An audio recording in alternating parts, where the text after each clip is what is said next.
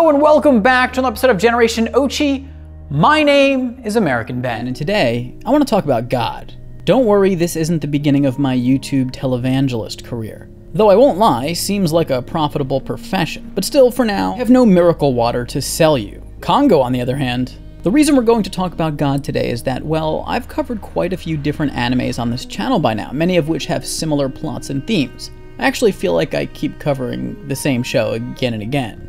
And this isn't a knock on the content I've covered. Not every show needs to be entirely original. All art is derivative. Everything in the world is derivative, actually. And as ideas are appropriated again and again, they are reshaped, evolved, and expanded. Much of the content that we've focused on thus far deals with human despair and features narratives which see a cast of characters trapped unwillingly in a violent, otherworldly realm somewhere between the material world and the afterlife. And these shows have all been largely metaphorical, as the ubiquitous threats their characters must overcome seem to be both real and imagined at the same time. They have a physical presence, but may only be manifestations of the characters' inner demons. And we've talked a lot on this channel about the underlying meaning of these various shows. We've explained many of their hidden messages and symbols. And having covered all of these shows in depth, the one aspect common among all of them which I feel deserves its own video is that of God.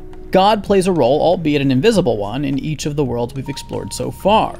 And so I want to explain how God affects the characters in these worlds in various ways, with a specific focus on 3 shows: High Rise Invasion, Alice in Borderland, and Angel Beats, the video for which has hopefully been released by now.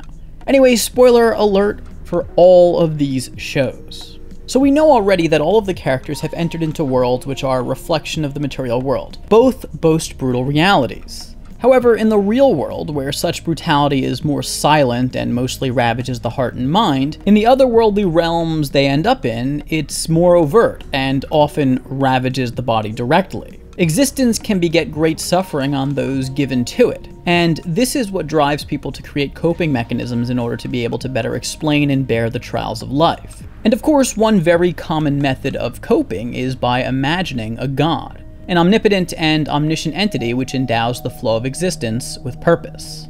What's the purpose of my life? I can't run the studio at my level, and I can't go out on my own. Am I stuck taking care of him forever? Please tell me, God! And thus, God becomes the purveyor of cruelty. Sometimes this is the devil as well, but the devil is also an unseen godlike figure, and in my experience, the devout are quicker to blame life's ills on God than they are on a more demonic figure. Cruel. He stole all my happiness away. He's such a mean God. He's such a big meanie. People continue to project their despair onto God in these otherworldly realms. They do not claim to understand why God causes them to suffer, but God does give them someone to blame, and even though they are in pain and not happy with God, the invention of God allows them to secretly feel that there is a reason that bad things happen. In Angel Beats, Yui uses God to imply that her paralysis in life isn't meaningless. The characters in these shows carry their despair with them unto the otherworldly realms, and continue to use God to explain away the brutality of their existences. If God desires peace, peace prevails. If God desires chaos, then chaos will succeed. There can be only one perfect God. They still feel helpless at the hands of God, and still project their anger onto God. My desire is simple: subordination of those who are weak. Once I achieve my goal, I will be able to bring peace to the entire world. In High Rise Invasion, many of the characters in the High Rise realm display animosity towards those who are quote-unquote closer to God, who themselves are characters in the running to become God of the realm. Of course, implicit in what I just said is that the characters can actually become God in these ethereal domains. Me become God of this world. This world is finally mine. I finally did it! This is what I was fighting for!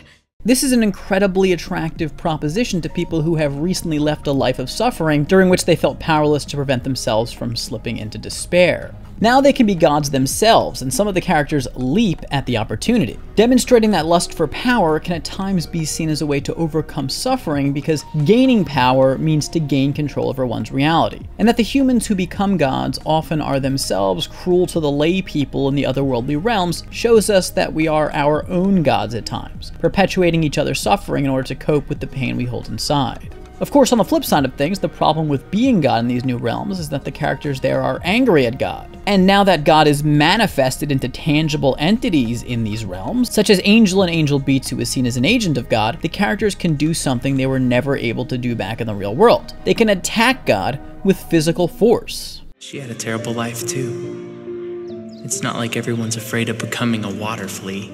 The people here, all of them, are trying to defy God.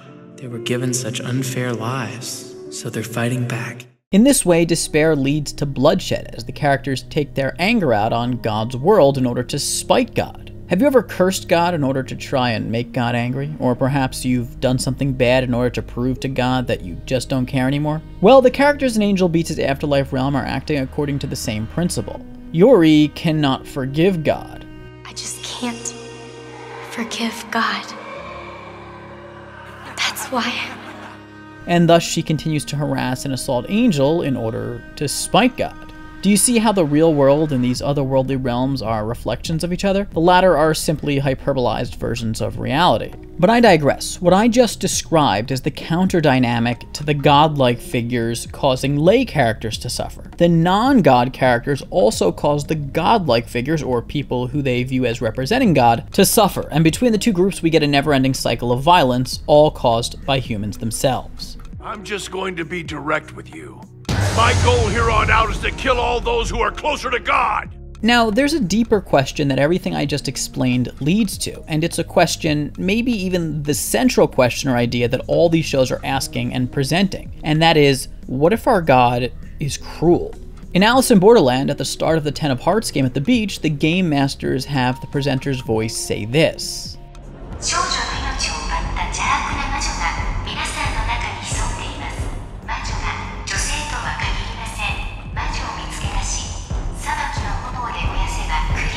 The voice mentions that the witch's role isn't limited to women, but the witch does turn out to be a woman.